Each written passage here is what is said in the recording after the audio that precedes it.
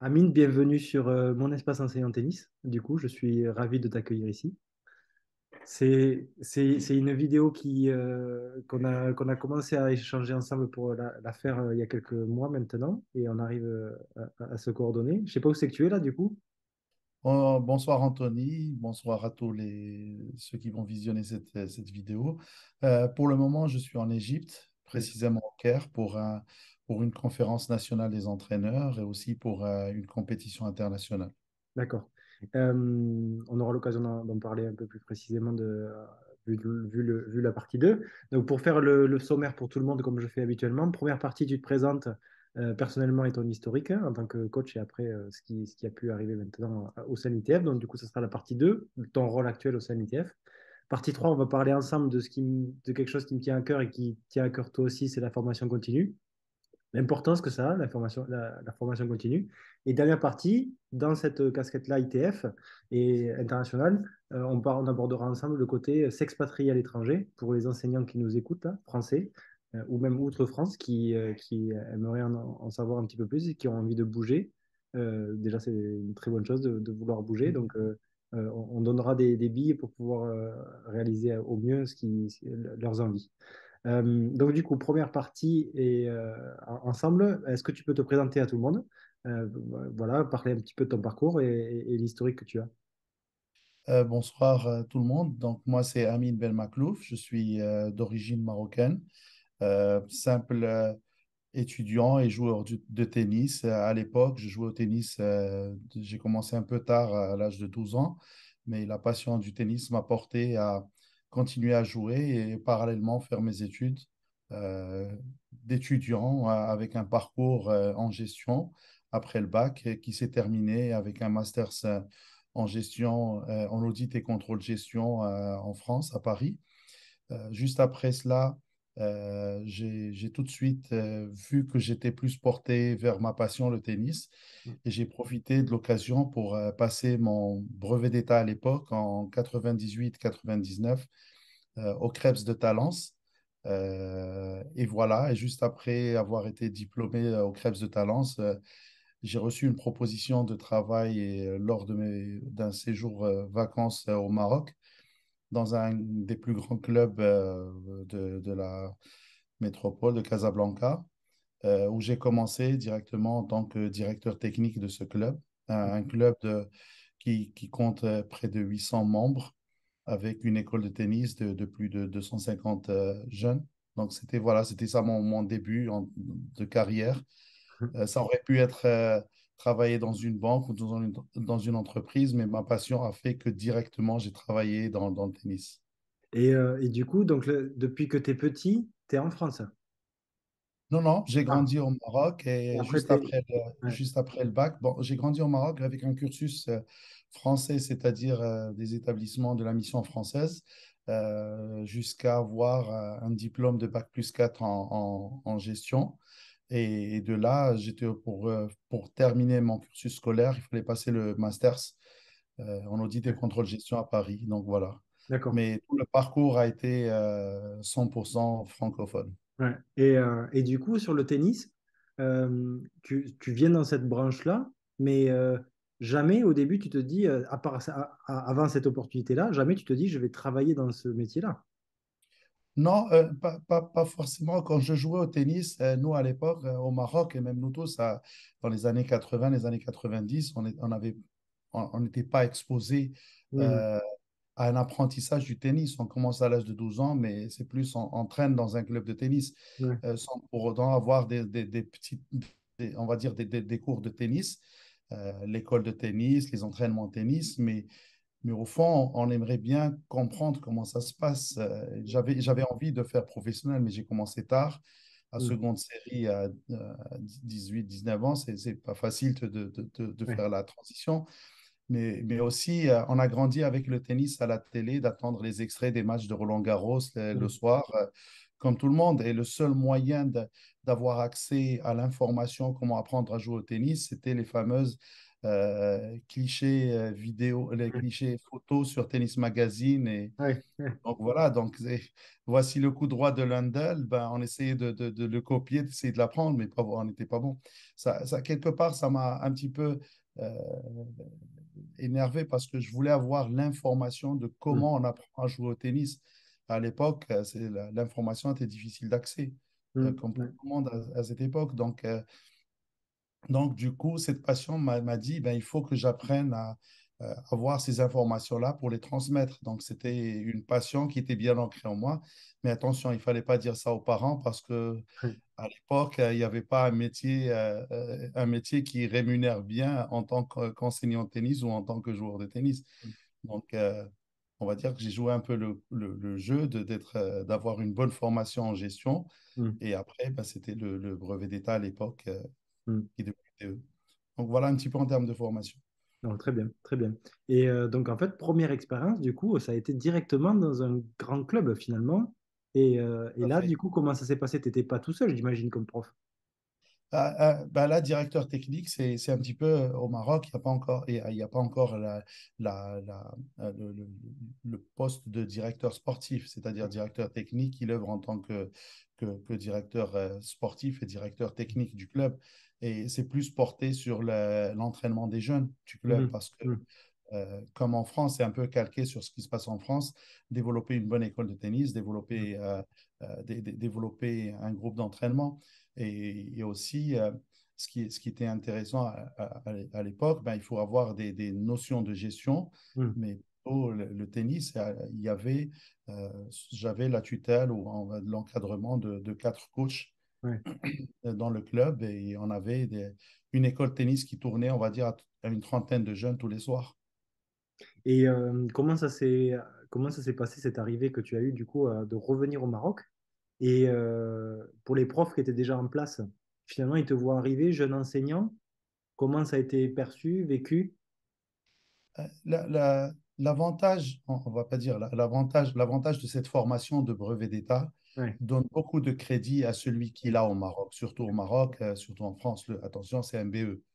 Mm. Et ça fait que déjà, ça dégage un peu de respect et Ouais. de connaissance de France. Euh, à l'époque, au Maroc, la majorité des entraîneurs étaient autodidactes.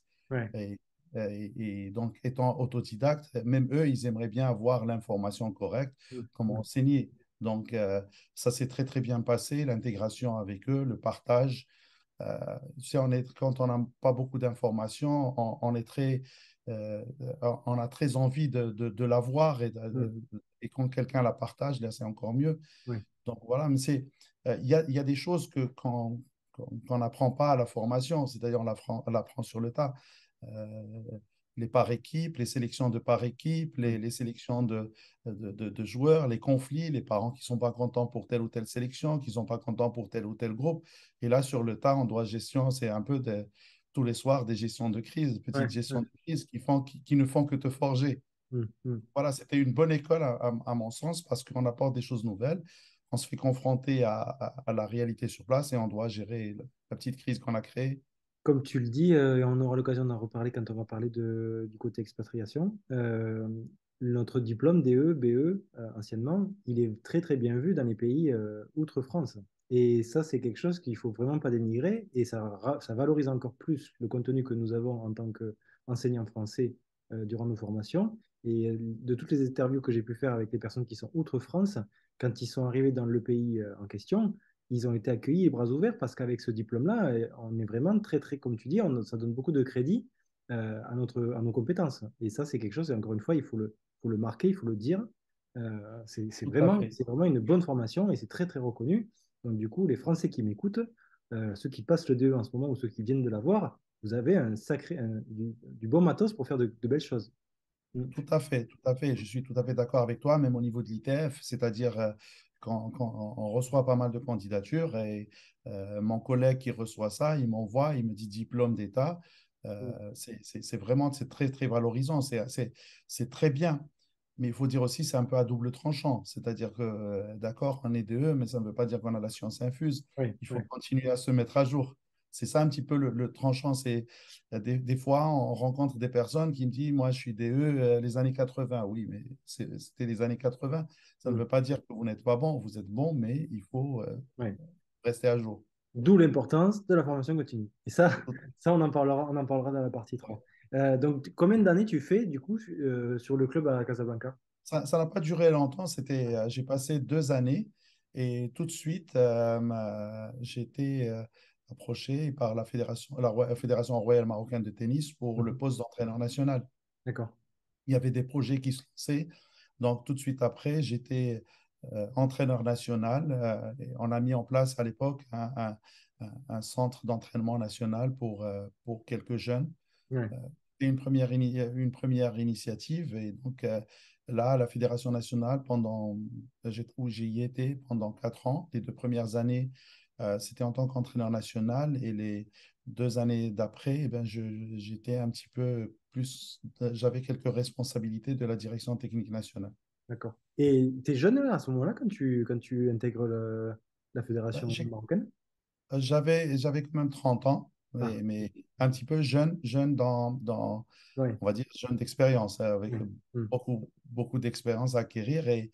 Et par chance, on va dire, c'était l'époque où il y avait pas mal de.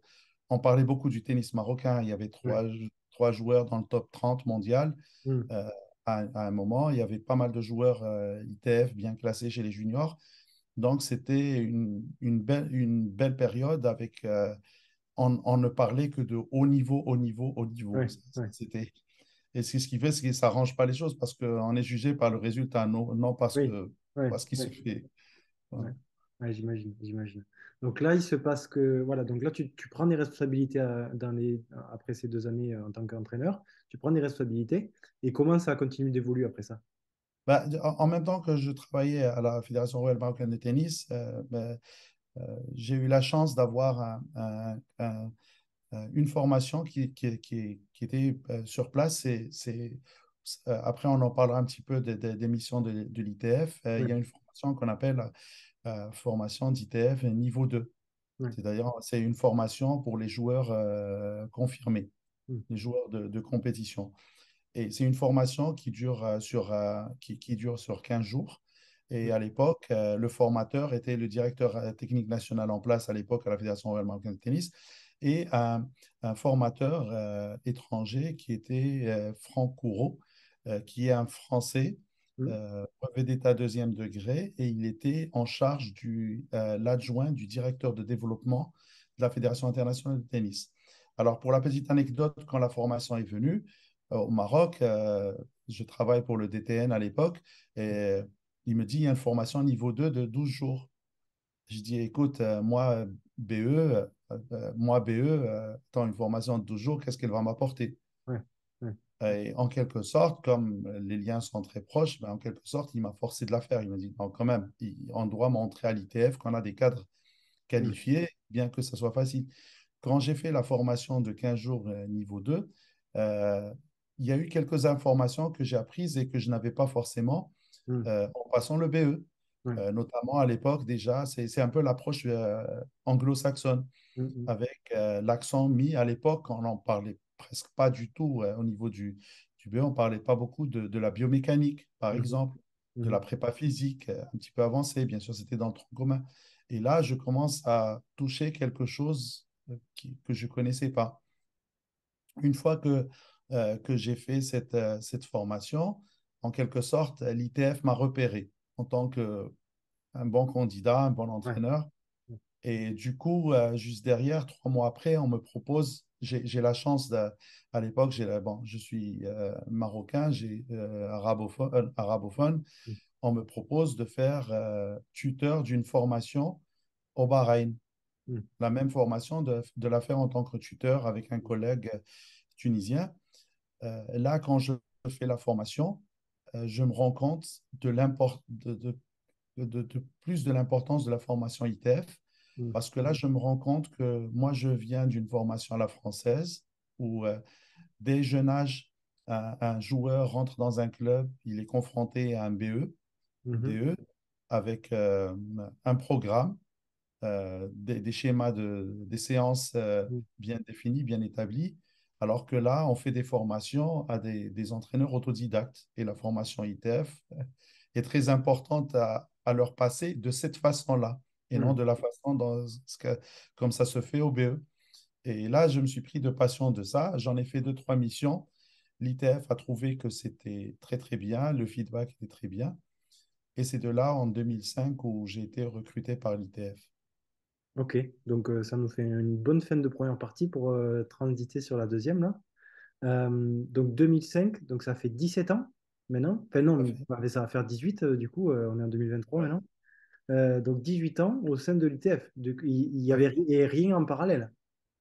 Non, rien. Ouais, ouais, rien en parallèle. Donc que ça depuis 18 ans. Oui, temps complet. Ouais, et du coup, sur ces 18 ans, est-ce que ça a toujours été les mêmes missions, le même rôle, ou ça a évolué depuis 2005? Alors, j'explique. Nos missions, c'est, comme je dis, c'est comme la série Caméléon. C'est-à-dire, tous les jours, on est dans un masque. Alors, j'explique un petit peu. Je travaille à l'ITF comme ce qu'on appelle, plus précisément, au département développement de l'ITF. Mhm, Pour résumer, le département développement de l'ITF, c'est le département qui essaye de réduire les écarts entre les nations du tennis, mhm. pour résumer. Ouais. Petit entracte pendant cette vidéo. Meet Tennis, en quelques chiffres, c'est plus de 2600 abonnés, 250 contenus gratuits, écrits et vidéos mis à disposition sur l'application, sur YouTube, sur la page Facebook et sur Instagram, des documents pédagogiques à télécharger et à consulter sur l'application Meet Tennis, et c'est plus de 300 000 vues. Meet Tennis, c'est aussi un groupe Facebook, communauté des enseignants Meet Tennis, sur lequel vous pouvez échanger, partager, débattre. Meet Tennis, c'est aussi une plateforme de formation en ligne dans laquelle vous allez pouvoir retrouver sur n'importe quel support, que ce soit sur ordinateur, sur tablette ou sur votre smartphone directement via l'application, si vous voulez que cette belle aventure continue. Donc je compte sur vous pour vous abonner sur les réseaux et donner un avis, expliciter les bienfaits qu'apporte Meet Tennis dans votre vie d'enseignant. En tout cas, c'est un plaisir de le faire pour vous, et c'est en partageant, en likant et en faisant grossir cette communauté qu'on arrivera à mener de nouveaux contenus encore plus riches, encore plus intéressants et encore plus utiles pour vous dans votre quotidien d'enseignant. Allez, on reprend la vidéo. Donc, il y a une stratégie de la Fédération internationale de tennis qui est initiée, qui englobe 6 piliers, à savoir le développement du tennis de masse, la participation, développement des compétitions internationales, développement des entraîneurs, développement des infrastructures, développement du management sportif et développement des infrastructures aussi et de la performance, d'avoir des joueurs de performance. Donc voilà en quelque sorte. Et là, dans chacun de ces piliers, il y a des projets définis par l'ITF, c'est-à-dire des aides financières de l'ITF. Et donc, mon rôle, un petit peu au début, c'est je me rends à une fédération, comme là, je viens de finir une réunion avec la Fédération égyptienne de tennis, où on parle développement à travers ces piliers. Et sur la base de ces piliers, on définit quels sont les besoins en infrastructure, quels sont les besoins en entraînement de haut niveau. Là, en ce moment, on parle du développement du Centre national de la Fédération égyptienne de tennis. On parle de la formation des entraîneurs. Donc, voilà un petit peu les missions. Ça, Et c'était. t'as sur du coup, sur le territoire, entre guillemets, dans le monde, euh, beaucoup Alors, d'écarts. Bon, là, déjà, je pense que tu veux me reprendre sur le terme monde. Ça n'intervient pas sur tout le monde. oui. Ouais. Déjà, je suis ce qu'on appelle un responsable au développement, en anglais, Development Officer. Mm, Je suis en charge de l'Afrique de l'Ouest et l'Afrique du Nord. mm, mm, Donc, pour ce poste de responsable au développement, on est 10 au monde. mm, Donc, le monde est réparti sur nous 10. mm, Chacun opère dans une partie du monde mm. et on rapporte à Londres, qui est là où est le siège, au département développement. Bien sûr, il y a des réunions avec nos responsables, des réunions directes et aussi des réunions virtuelles presque Ouais, toutes les 2 semaines. Donc, voilà. ouais, ok.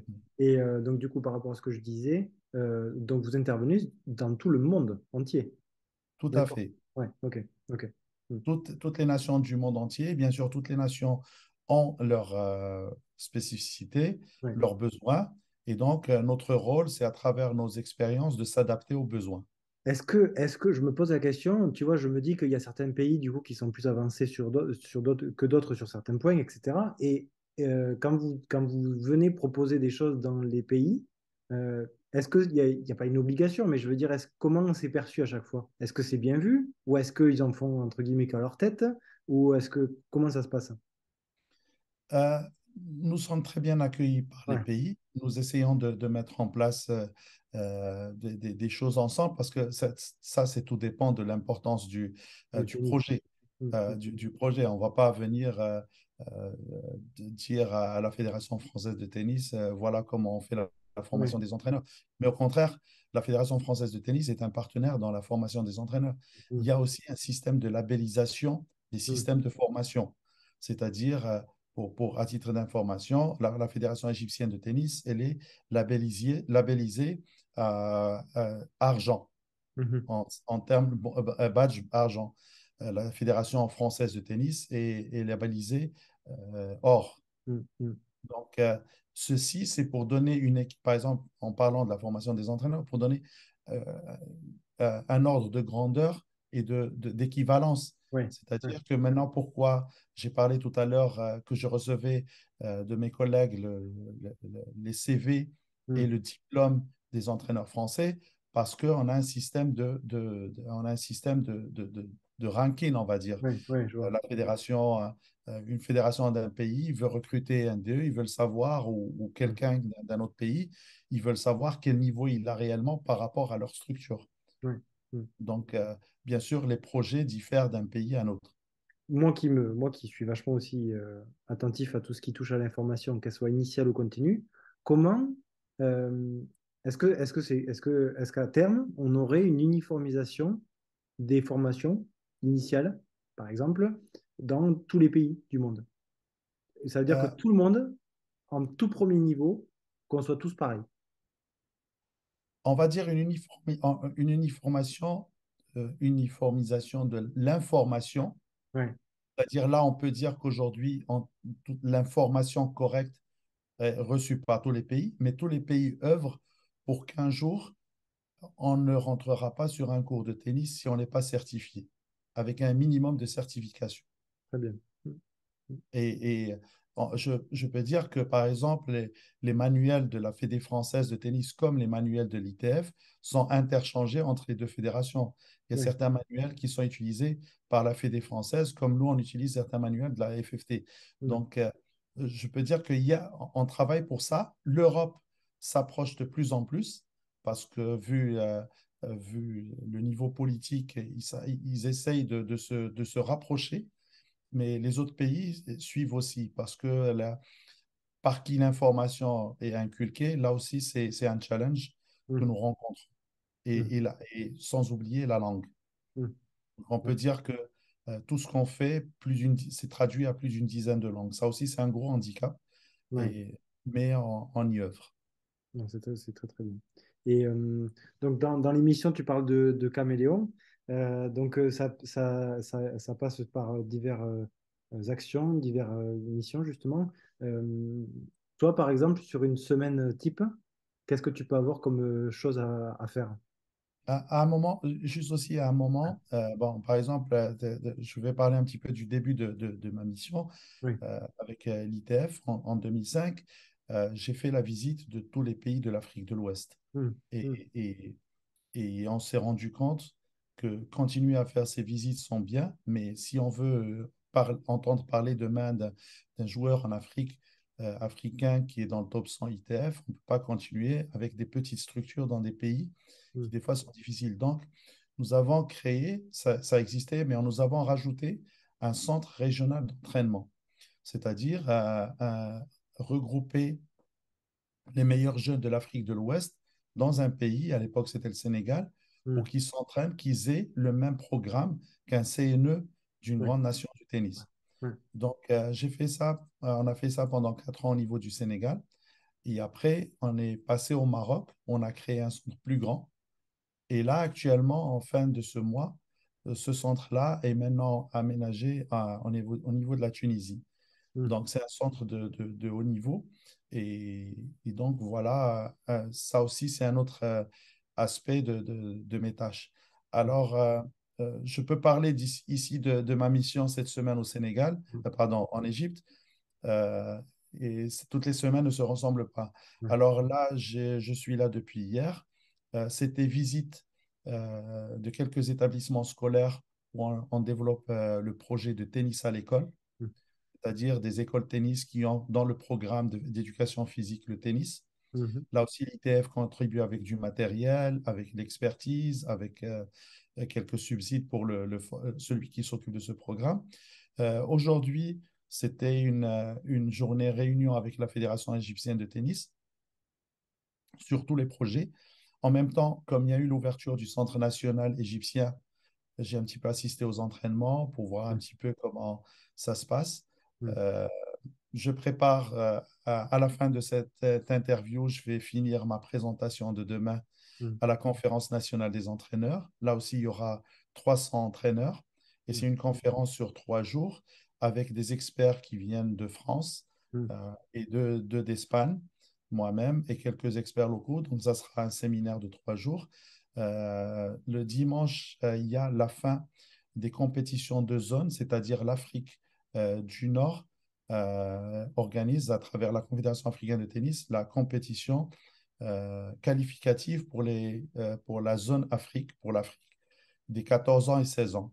Mhm. Donc, voilà un petit peu ma semaine, voilà cette semaine en Égypte. Mm. La semaine prochaine, je serai au Maroc pour préparer mon voyage une semaine après en Tunisie Mm. pour l'ouverture du centre ITF de Tunisie.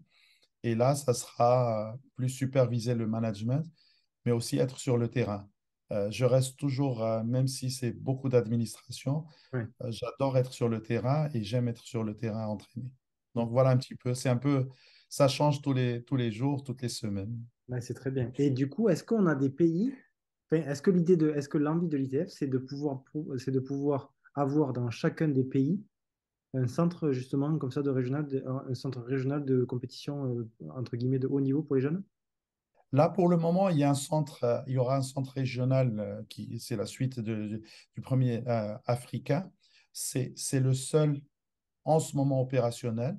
Mm. Il y a un autre au niveau des îles Fidji, Ouais. mais vu les contraintes Covid, c'est pas encore il n'a pas encore réouvert, mais il existait Mm. pendant plus de 20 ans. Euh, pour ce qui est de l'Europe, en- pour le moment, il n'y a pas une idée d'ouvrir un centre européen parce que Oui. il n'y a pas ce besoin-là. Ouais. Donc, mais plutôt sur le continent africain, je vais être un petit peu dur, mais c'est malheureux. Euh, il y a presque, allez, on va être gentil, presque 80 jeunes qui sont dans un programme, un vrai programme tennis-études Mm. sur tout le continent. Sur, 80 sur toute l'Afrique. tout à fait. Sur ces 80, une vingtaine sont dans le centre ITF. Les autres, ils essayent de faire quelque chose dans leur pays ou sont dans des académies européennes. Ouais. Si on prend ça et on le compare à une ville comme Barcelone. Barcelone, il y a presque 5000 jeunes qui sont dans ce programme-là. Ah ouais. Donc, Ouais. c'est vraiment c'est un petit sang. Pour nous, c'est une goutte d'eau, c'est une petite goutte d'eau. Ouais. Et donc, aussi, parallèlement à cela, nous essayons dans les pays de développer les centres nationaux. Mm. Mm. Ça aussi, c'est un autre projet auquel on tient. C'est-à-dire, c'est très difficile. Il y a beaucoup de contraintes pour ouvrir un centre national. Et la chose la plus facile dans un centre national, c'est les coups droits et les revers sur les cours. Mm. Tout ce qu'il y a comme management, comme problème, comme logistique, c'est très, très difficile à gérer. Mm. Mm. Je veux bien te croire. Mhm. Et comment c'est organisé justement au sein des fédérations? Il y a toujours un référent ou quelqu'un qui est en lien avec l'ITF pour pouvoir échanger sur ces projets-là? Ah, avec le temps, bon, nous, comme on n'est que 10, on a de très bons contacts avec toutes les fédérations, des contacts directs avec les présidents, les directeurs techniques, les secrétaires généraux. Hmm. Et on arrive à la fin de la journée, on arrive à avoir quelqu'un, on peut toujours avoir quelqu'un pour essayer de faire avancer un projet. ouais, Je ne vais pas personnellement appeler un président pour un petit problème d'un ouais, joueur ou Y, mais je trouverai l'entraîneur national ou le directeur technique national. mm, mm, Je tiens à souligner que, par exemple, en Afrique, tout le monde est bénévole, mm. mais salarié en tant que tel, comme un directeur technique national, il doit y avoir une dizaine. Ah ouais, Le reste, c'est des bénévoles. Et donc, nous aussi, on doit un petit peu faire le travail et ménager un peu le bénévole parce que à la fin, il faut bien qu'il gagne sa vie aussi. c'est clair, c'est clair. Ouais, c'est très intéressant ce que tu dis. Très intéressant ce que tu dis.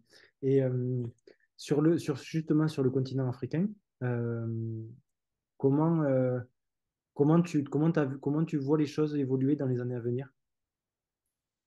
Le continent africain, cette année, c'est une des meilleures années. Bien sûr, on a vécu l'époque de Younes, Karim et Hicham au niveau du Maroc. Avec, à l'époque, il y avait Tamer El-Saoui, euh, Tamer El-Saoui au niveau de l'Égypte. Il y avait Yaya Doumbia. C'était bien. Mais cette année, par exemple, quand même, on a une numéro 2 mondiale au Ouais, féminin.